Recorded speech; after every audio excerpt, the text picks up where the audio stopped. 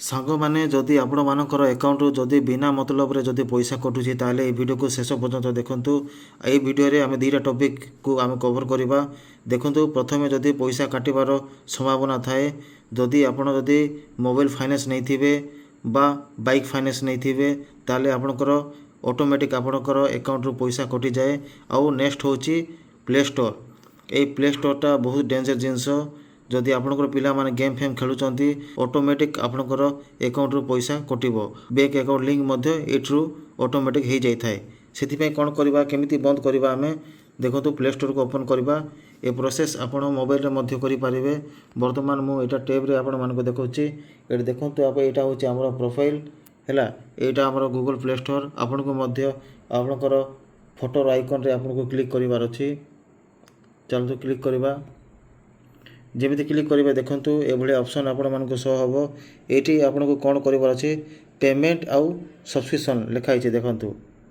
Payment ସବସ୍କ୍ରିପସନ୍ରେ ଆପଣଙ୍କୁ tap କରିବାର ଅଛି।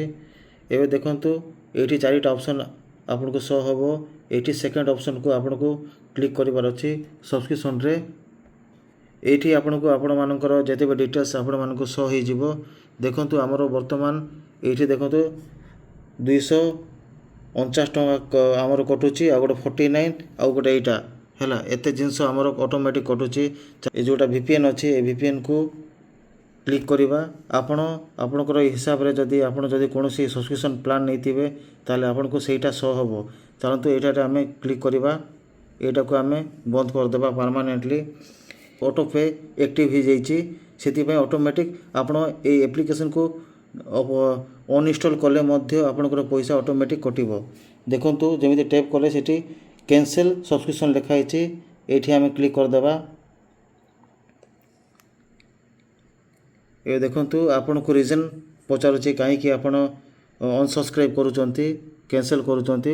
ଚାଲନ୍ତୁ ଏଇଠି ଆମେ କ୍ଲିକ୍ କରିଦେବା। ଆପଣ ଯେଉଁଟା ବି ଗୋଟେ ପକାଇ ପାରିବେ।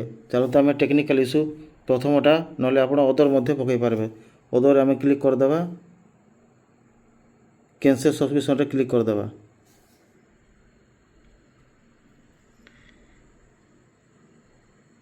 ଦେଖନ୍ତୁ ବର୍ତ୍ତମାନ ଆମର କ୍ୟାନସେଲ୍ ହୋଇଯାଇଛି।